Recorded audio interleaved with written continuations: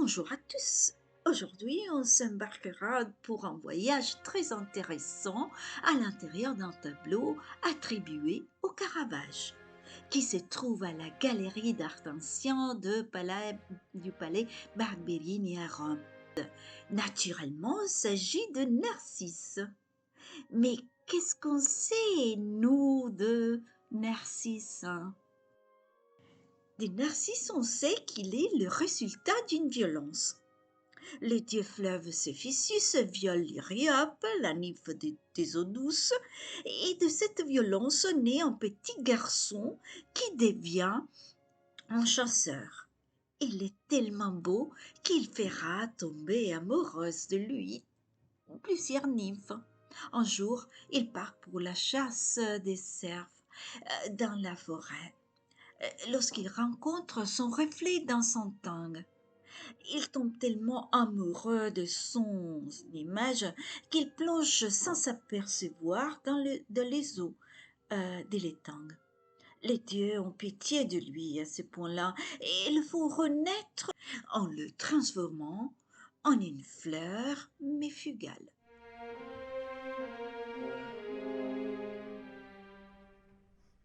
On verra plus loin, ici dans la même vidéo, comment les tableaux de Narcisse attribués au Caravage suggèrent une fin bien différente que le mythe. Pour donner plus de force et de valeur à la paternité du tableau au Caravage, je ferai une comparaison à la recherche d'analogies avec un autre tableau qui se trouve à la galerie Doria Pamphili de Rome et qui est la Madeleine pénitente, peint par Caravage entre 1576 et 1577. Même période de Narcisse, le premier né de Caravage à Rome. Et pourquoi comparer un personnage mythique avec un personnage biblique? Parce que les deux font le miroir l'un pour l'autre. Et tous les deux deviennent la métaphore de l'amour inconditionnel. Narcisse. Ah oui, comme Madeleine pénitente, le Narcisse de Caravage aura un changement antérieur très important. Et même si les deux l'auront de moments totalement différents.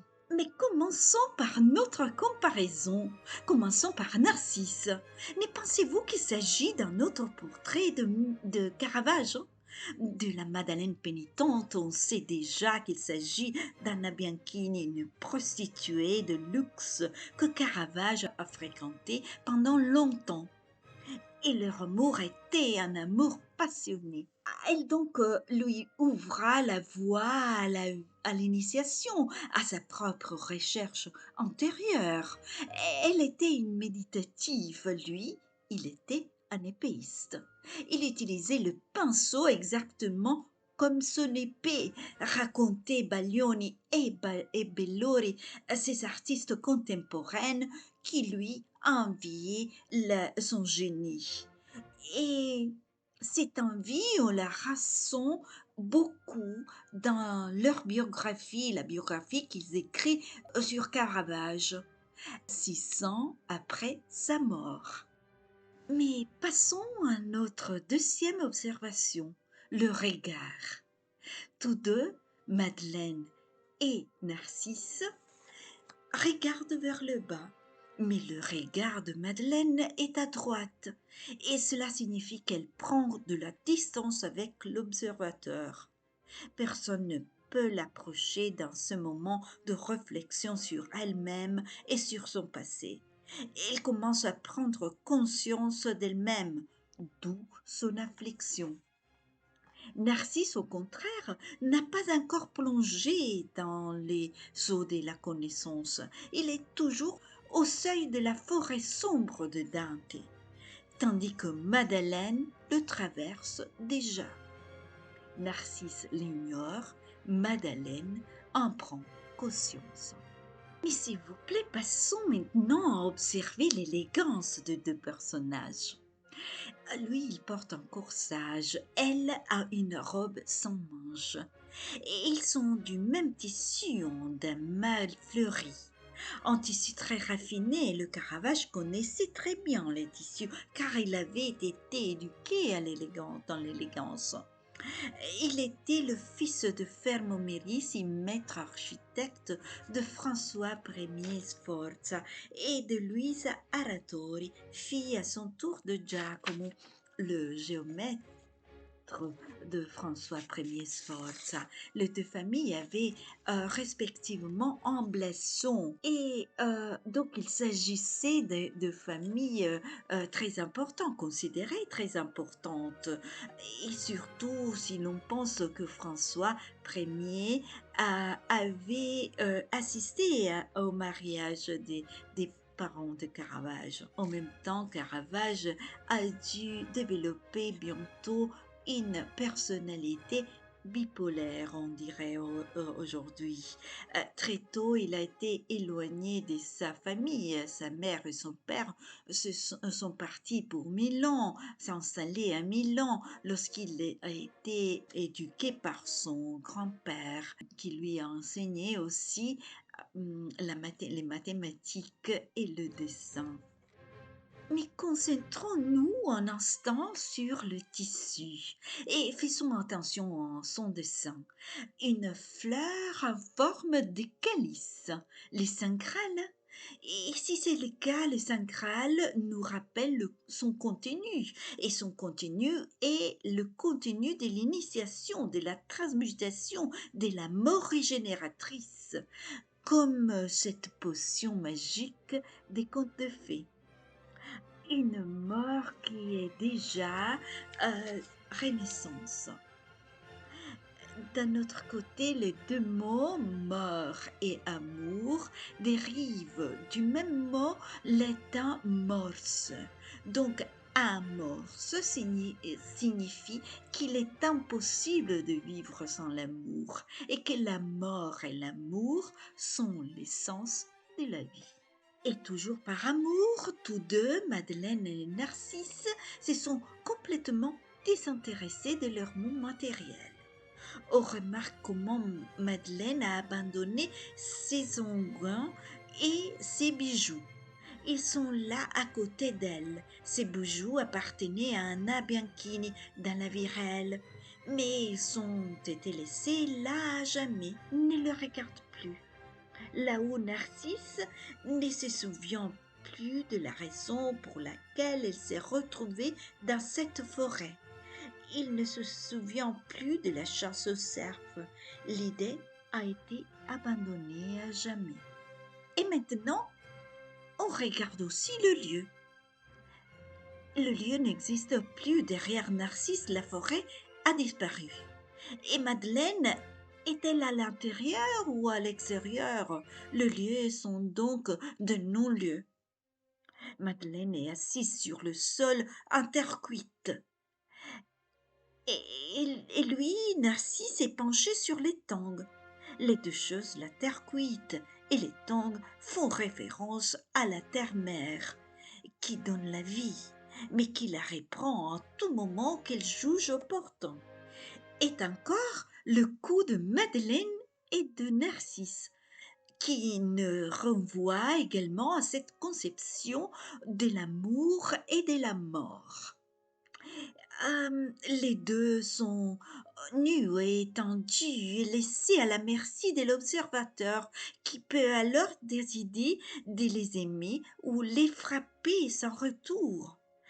Il suffit de couper la jugulaire et un instant, et de constater un instant la mort, et la mort est immédiate. Caravage connaissait bien le langage corporel. Il était épéiste et aimait profondément le théâtre. Et on le voit aussi dans la position de leurs bras qui forment une ellipse. Cependant, l'ellipse formée par les bras de Madeleine est complète et marque la conclusion d'un cycle de sa vie. Un cycle de sa vie s'est achevé pour qu'un autre commence. tandis que l'ellipse de Narcisse n'est pas complète en soi-même. Il la complète avec l'image réfléchie des bras dans l'étang. Narcisse doit encore s'élancer dans les eaux de la connaissance. Et ce n'est donc pas une ellipse complète, ça peut pas être. L'ellipse fait référence à l'œuf et l'œuf doit pouvoir trouver sa maturation pour ensuite se briser et donner une nouvelle vie. L'œuf de Madeleine est mature, celui de Narcisse est en formation. Son cycle évolutif doit encore commencer. Et cela est également visible dans ce visage en verbe du jeune Narcisse qui, dans son visage reflété au fond de l'eau, apparaît adulte et doté d'une barbe. Et la barbe fait référence à la sagesse. Les désirs de l'artiste pour soi-même, peut-être. Après tout, les deux visages, le jeune Narcisse dans le registre supérieur de l'œuvre et celui plus âgé adulte dans le registre inférieur semblent être deux autoportraits de Caravage, le jeune Caravage et le Caravage adulte. Enfin, Caravage semble avoir oublié complètement comment le mythe met fin à l'expérience de Narcisse en le transmutant en une fleur belle mais éphémère. Rien fait référence à la fugacité dans la peinture de Caravage. Il semble plutôt que l'avenir de Narcisse soit totalement immergé dans la sagesse. Et nous, on sait bien ce que c'est la sagesse. C'est l'équilibre entre le bien et le mal, la lumière et les ténèbres, les forces inférieures et les forces supérieures. Est-ce un souhait de la sagesse que Caravage fait à soi-même? La postérité un jour peut-être jugera.